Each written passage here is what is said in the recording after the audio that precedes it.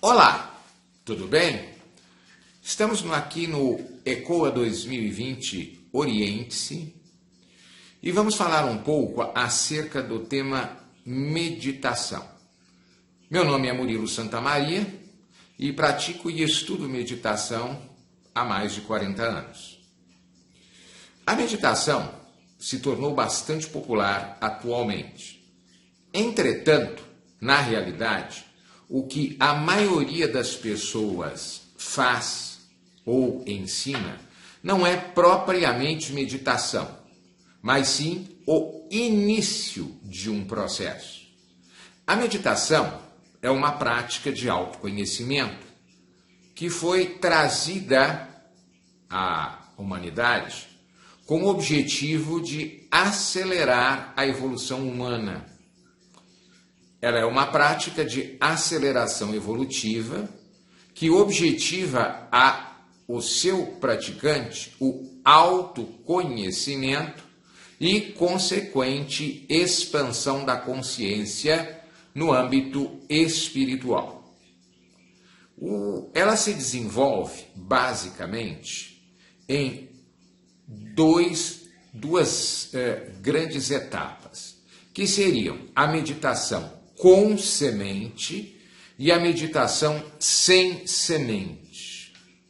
A meditação com semente, ela objetiva ao conhecimento do corpo físico e controle do mesmo, aos moldes dos Hatha Yogins, que conseguem reduzir a respiração, o ritmo cardíaco, ficarem meses enterrados. Não é esse o objetivo dentro da meditação. Isso é uma capacidade psíquica que pode se originar do processo meditativo, mas ela não é a meta da meditação. Então, como dizia, a primeira etapa é o conhecimento e controle do corpo físico, pois um corpo sadio é que possibilita o desenvolvimento espiritual, ele é a primeira das ferramentas. Dentro deste processo do conhecimento do corpo físico, temos o conhecimento do físico nos seus aspectos já conhecidos nossos, sólido, líquido e gasoso, e também no seu aspecto energético ou etérico, certo? Então, que é o conhecimento dos chakras e o funcionamento adequado dos canais de energia, nadis na terminologia indiana e meridianos na terminologia chinesa. Depois, o segundo degrau é o conhecimento e controle das emoções, ou, se preferir uma outra terminologia, corpo e plano astral. Esse já é um degrau bem mais complexo, uma vez que envolve não só o conhecimento das próprias emoções, como também o meio no qual você está inserido e os campos emocionais que são gerados pelas pessoas, tanto individualmente quanto coletivamente. E também aprender a lidar com essas energias. E também com as entidades existentes no plano astral, que é o plano subsequentemente ao nosso e para o qual iremos logo após a morte, como são descritos nas obras variadas de diversas culturas, cada uma descrevendo esse plano de acordo com a sua percepção. Na realidade, esse plano ele passa à existência oriundo da criação das emoções das pessoas. Então é importante que a gente o conheça e ele é uma das maiores barreiras dentro do processo do autoconhecimento. Depois disso, temos o conhecimento do plano mental ou dos nossos pensamentos e ideias, enfim, tudo aquilo que é relacionado ao processo mental. Bom, cumprida essas 3 etapas da meditação com semente, e estando estes corpos ou níveis de consciência devidamente harmonizados, tal como uma música, o corpo dando o ritmo, as emoções a melodia e os pensamentos a harmonia. Aí sim estaremos aptos a iniciar verdadeiramente o processo da meditação. Até então, estamos apenas e tão somente adequando nossos corpos de forma tal a que eles possam operar para que o efetivo processo se inicie, que é, então, a integração entre esse conjunto físico, emoções e pensamento, que na terminologia ocultista recebe o nome de personalidade, diferente da personalidade da psicologia. É personalidade no sentido de máscara, de persona, a qual a sua essência espiritual se reveste para encarnar e ter a vivência durante a encarnação, a experiência para ter condições de evoluir. Muito bem. Quando estes três corpos ou níveis de consciência estão alinhados, passamos então, como eu disse, para a verdadeira meditação, que é a integração dessa personalidade ou eu inferior com o eu superior. E aí se inicia a verdadeira jornada da meditação. Essa etapa é chamada em seu conjunto de meditação sem semente. Por quê? Na etapa do autoconhecimento dos corpos físico, emocional e mental, são usados diversos mecanismos de acordo com culturas diferentes. Em se estudando, ver-se-á que existem diversas linhas de meditação. Rasikismo cristão, a Cábala judaica, a Tantra Yoga, o budismo tibetano, o budismo nas suas outras vertentes, Zen e assim por diante. Cada uma delas abarca a temática da meditação de acordo com uma cultura e uma época. Existe um texto básico que pode servir de norte para se entender o processo como um todo. Ele é chamado Vishuddhimagga e é um texto do budismo theravadano. Nele está descrito todo o processo da meditação, desde o seu início até o final, explicando as diversas etapas, claro que de acordo com a terminologia do budismo theravadano, tá? Mas que, se devidamente estudado, ficará claro aquilo que nós descrevemos. Um outro caminho são os próprios Yoga Sutras do Patanjali, que fala do yoga, que na realidade é uma técnica de meditação e que deve ser praticado nas suas 8 etapas, sendo as primeiras Yama e Niyama, regras de conduta, para que se crie uma base para o desenvolvimento.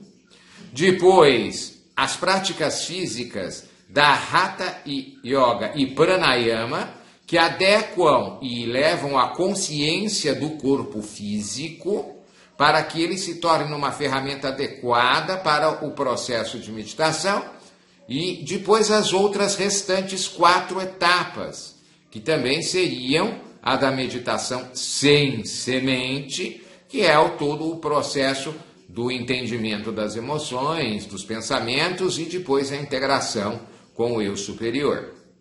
Então, esses textos possibilitam um vislumbre do que seja o verdadeiro processo de meditação, em sua integralidade. Outros textos que são bastante úteis para a compreensão desse processo são a obra Fundamentos do Misticismo Tibetano, do Lama Anangarinka Govind, que explica detalhadamente, em cima do mantra Om Mani Padme Hum, as diversas etapas do processo meditativo e o que ele objetiva, deixando claro que, diferentemente, porque as bases são as mesmas, que é o Tantra. O Tantra não deve ser confundido com as práticas sexuais que o pessoal está acostumado. Isso é a expressão mais simples e básica do Tantra. Tantra, na realidade, o sentido da palavra é tessitura, construir ou tecer a sua própria estrutura da personalidade. Muito bem. Então, como dizia, dentro da obra do Lama Linga Govinda, ele detalha todo o processo em cima do mantra Om Mani Padme Hum, demonstrando que as práticas meditativas de origem budista diferem-se das práticas meditativas e tântricas do hinduísmo. Por quê? Porque objetivam ao conhecimento prajna e não ao poder Shakti. Ok? Que o poder ocorre como consequência natural do desenvolvimento espiritual da meditação.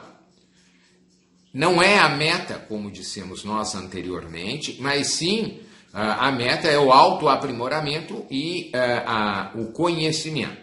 Os poderes psíquicos poderão até desviar o praticante do caminho.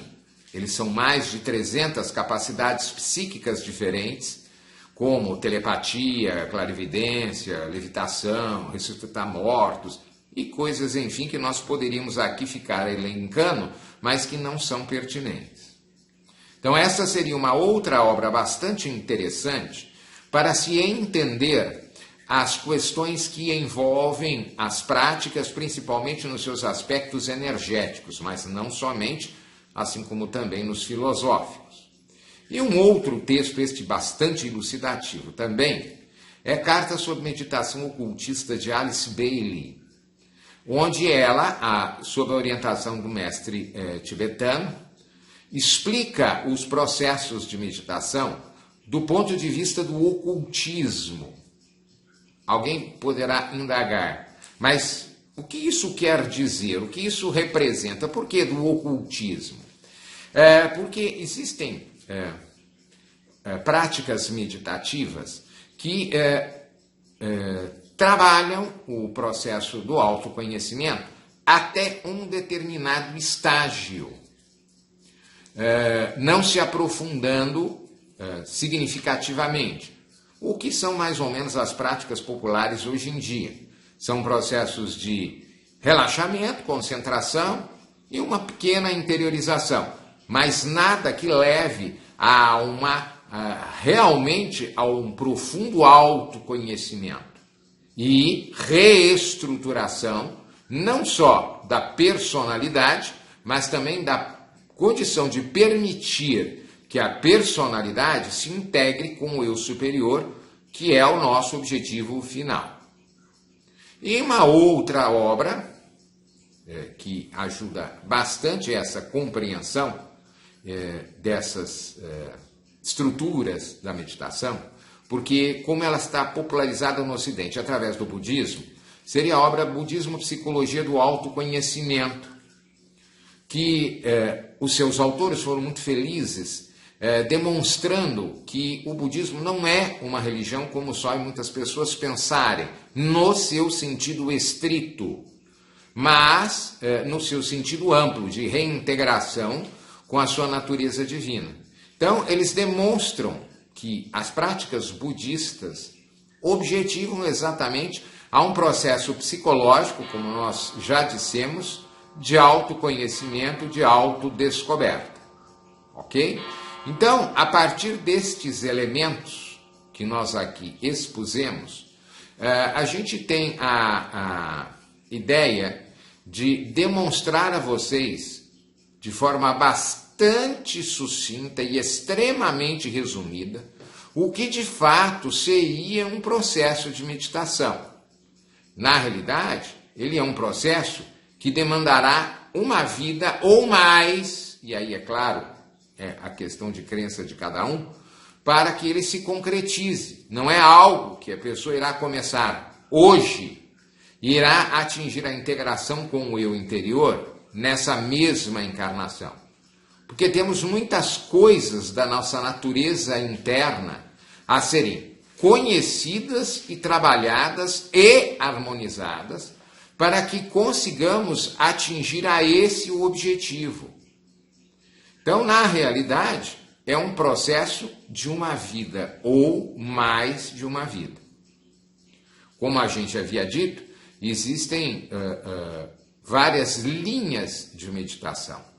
Mas, quando você estuda o Vishuddhimagga na sua integralidade, e também a essas outras obras que eu citei, você passa a ter condição de entender o mecanismo geral da meditação.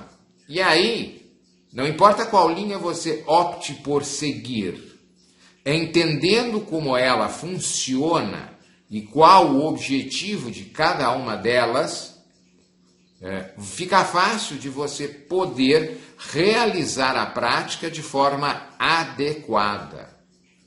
Muitas pessoas que praticam o fazem sem ter a menor noção do que estão fazendo.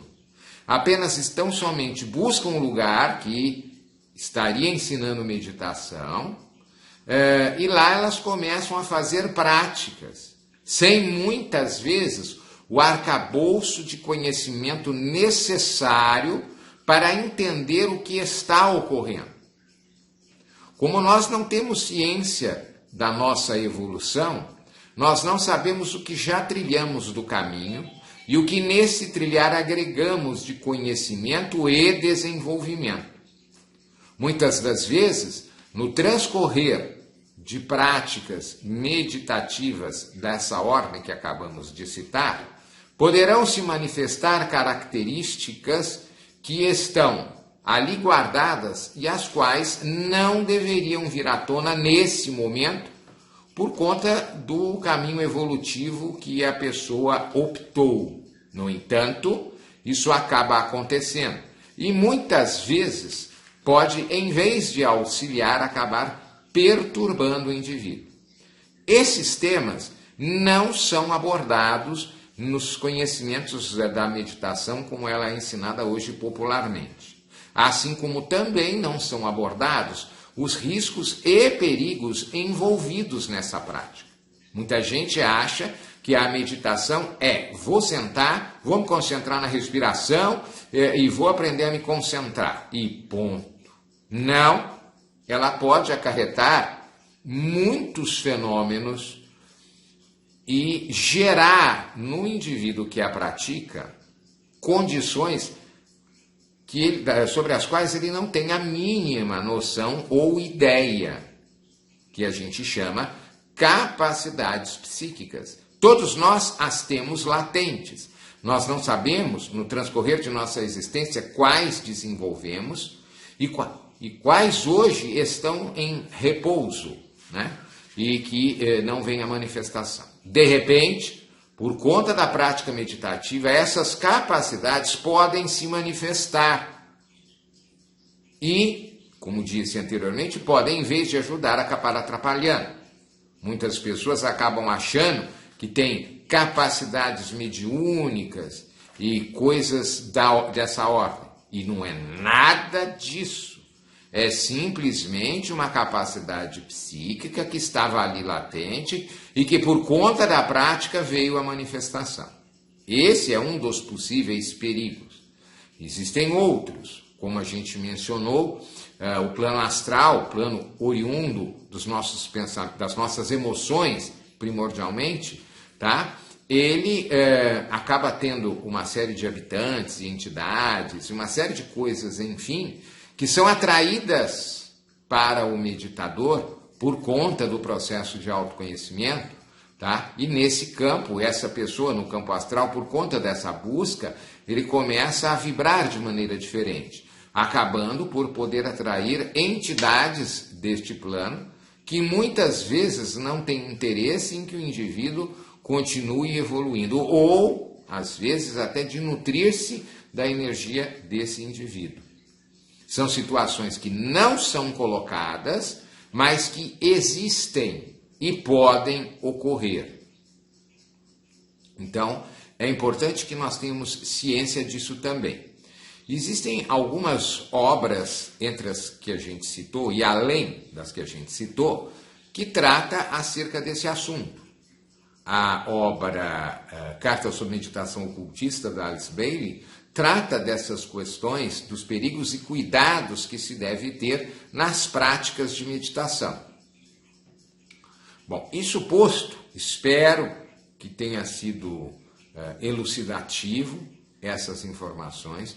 Para muitos poderão parecer informações, nossa, nunca ouvi falar, pensei que meditação fosse uma coisa mais simples, ou até mesmo, mas eu faço, meu professor nunca falou a esse respeito e talvez nem venha falar porque talvez até desconheça o tema. Tá? Hoje, como eu disse, a popularização do tema levou pessoas a acreditarem que conhecem e praticam. Mas eu faço parte de uma escola X, Y ou Z. Dependendo da escola, dependendo da linha, essas temáticas não são abordadas na sua forma introdutória ou inicial, só sendo abordadas em estágios avançados, ou até mesmo não sendo abordadas, porque não faz parte da linguagem e cultura daquela prática em específico. Então é importante que, em se buscar uma prática de meditação, procure se identificar que escola ela é, qual é o objetivo dela, como é que ela trabalha, tá? Para que se possa realmente fazer alguma coisa que vá propiciar ao indivíduo o crescimento e o desenvolvimento espiritual. Porque essa é a meta primordial e foco mesmo da meditação. Qualquer coisa fora disso, a gente pode dizer com uma certa tranquilidade que não é meditação. Hoje se propaga muito a ideia de meditação para executivo, para melhorar o desempenho na empresa, enfim. Isso não é meditação. São práticas válidas que podem ajudar o indivíduo a ter mais autocontrole, a ter um discernimento maior, porque aprende a focar, mas isso não é meditação no sentido pleno da palavra. Ok? Espero ter sido útil essas informações. Quaisquer dúvidas, estejam à vontade para entrar em contato comigo pelo celular, WhatsApp, telefone 19 974 16 15 97. Grato pela sua atenção, grato pela oportunidade do ECOA 2020 Oriente-se e até uma próxima oportunidade.